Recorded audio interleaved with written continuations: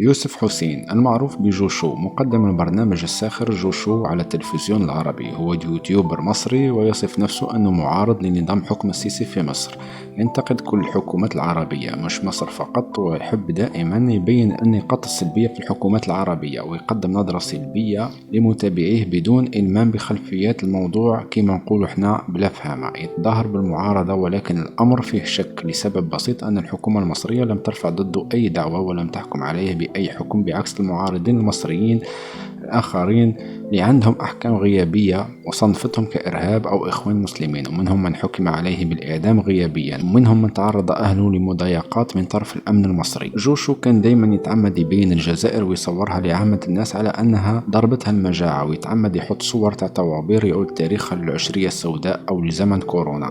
وشفنا في مونديال قطر كان يتعمد ينسب الأغاني الرياضية الجزائرية للمروك، مع أنه يعرف جيدا أنهم مولفين يسرقوا الأغاني والتراث والتاريخ من الجزائر وينسبوه لهم.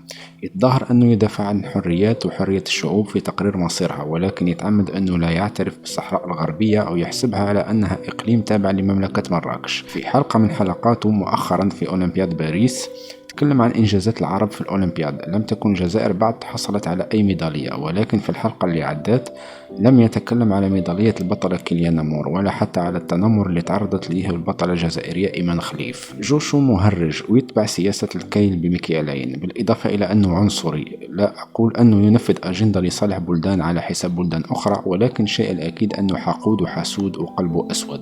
سلام.